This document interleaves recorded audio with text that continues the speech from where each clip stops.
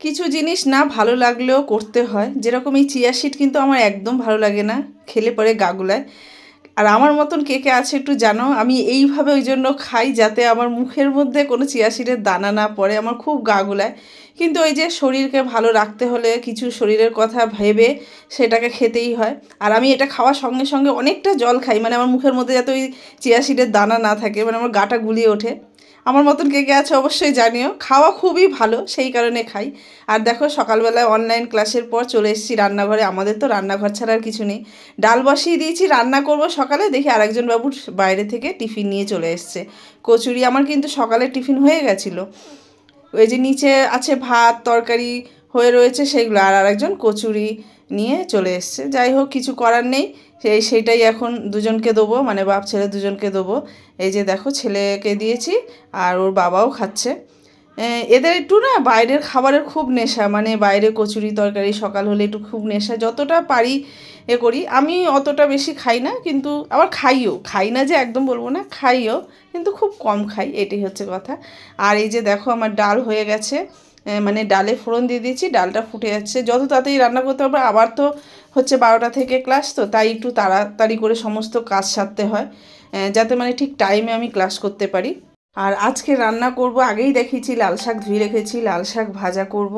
আর উচ্ছে আলু তরকারি করব, কিন্তু এর মধ্যে না কুলেখাড়া শাক দেবো উচ্ছে আলু তরকারির মধ্যে। ভালো লাগে, খারাপ লাগে না, একবার তোমরা মানে করে দেখতে পারো, কুলেখাড়া শাক দিয়ে বেশ ভালোই লাগে। আর এই যে দেখো পেঁয়াজ ভেজেছি। আচ্ছা, আমার মতন কে কিরমভাবে লাল শাক ভাজা করে একটু জানিও।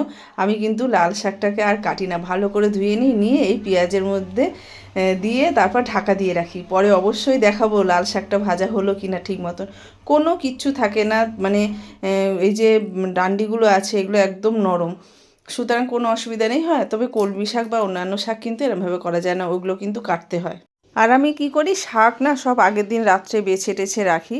দেখো কুলেখাড়া শাকও আমি যত আটি, মানে ধরো একসঙ্গে আনলে 3-4টে করে আটি নিয়ে আসা হয়, সব একবারে বেছে প্লাস্টিকে করে রেখে দিই, কারণ একবারে তো সব এত খাওয়া হয় না, কুলেখাড়া শাক অল্প অল্প করে নিয়ে খাওয়া হয়। প্লাস্টিকে করে রেখে দিলে কি রান্নার সময় বের করে নিয়ে ধুয়ে নিয়ে রান্না করতে সুবিধা হয়। এটা আমি এরমভাবে করি, যে দেখো অল্প করে বের করব, মানে বেশি নেবো না। এটা হচ্ছে উচ্ছে আলু তরকারির মধ্যে দেবো।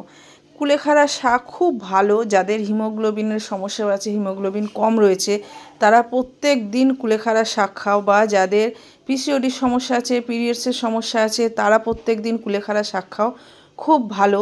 প্রেগনেন্সির সময় কুলেখাড়া শাক খাও, খুব ভালো। আর এই দেখো লাল শাকটা ডান্ডি শুদ্ধ দিয়েছিলাম, দেখো বোঝা যাচ্ছে যে লাল শাকটা কাটিনি, একদম পুরো মানে গলে আর কিছু নেই এর মধ্যে। আর কতটা শাক দেখো কইটুকুনি হয়ে গেছে।